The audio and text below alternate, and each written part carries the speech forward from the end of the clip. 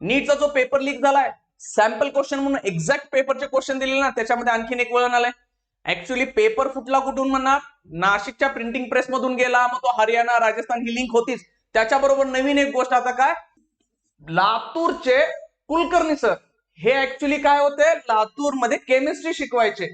मग ते chemistry शिकवण्याबरोबर link तर ढीगभर लातूरच्या कोचिंग क्लासेसला झालेच होते. ते पुण्यामध्ये रिटायर झाल्यानंतर गेले आणि पुण्यामध्ये गेल्यानंतर त्यांनी स्वतःचे कोचिंग क्लासेस काढले. हे पकडलं. आता त्यांना सीबीआयनं पकडलंय. आता सीबीआयनं का पकडलं, तर मेन मुद्दा, तुम्ही म्हणाल रिटायर होऊन क्लास काढणं काय चुकीचं आहे, क्लास काढले, पण एनटीए मध्ये ते पेपर सेटर पण होते. हा सगळ्यात मोठा गोळ. म्हणजे जो प्रायव्हेट क्लासवाला तो एनटीएच्या गव्हर्नमेंटच्या पॅनलमध्ये पेपर सेटिंग करत होता.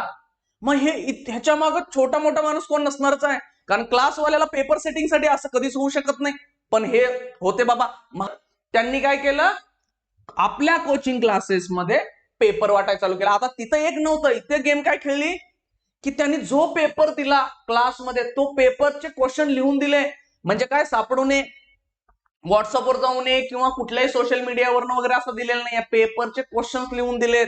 आणि आता ते लिहून देण्यासाठी काय, एक लेडीज पुण्यामधली ती ब्युटी पार्लर चालवते, त्या लेडीजनं सगळी मुलं आणण्याचं आणि कमिशन किंवा हे सगळं सेटिंग करण्याचं काम कुलकर्णी सरांसाठी करत होत्या.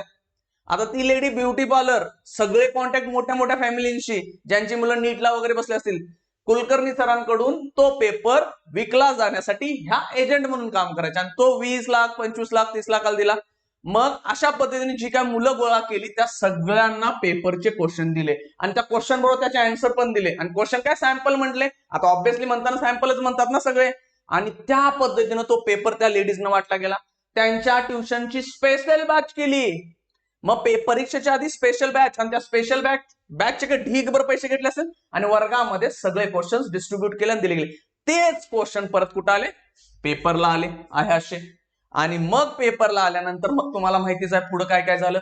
संपूर्ण महाराष्ट्रात तो पेपर गेलाय आणि त्या महाराष्ट्रात झाल्यानंतर 22 लाख विद्यार्थ्यांचं नुकसान झालं, त्यांच्या आयुष्याशी खेळलं गेलं. म्हणजे एक लातूरचा शिक्षक रिटायर झाल्यानंतर पुण्यामध्ये क्लास काढतो, एक ब्युटी पार्लरची लेडीज घेऊन कमिशन ठरवून पेपर लीक करतात. आणि ते पेपर कुठलं, डायरेक्ट ऍसेस होता, क्लासवाला माणूस एनटीएच्या पेपर पॅनलमध्ये आणि त्यांच्याकडे पेपरचा ऍसेस. हा सगळे घोळ, आता किती घोळ चालू आहेत काय माहिती. मग दरवर्षी पेपर फुटतात का, हा पण प्रश्न आहे.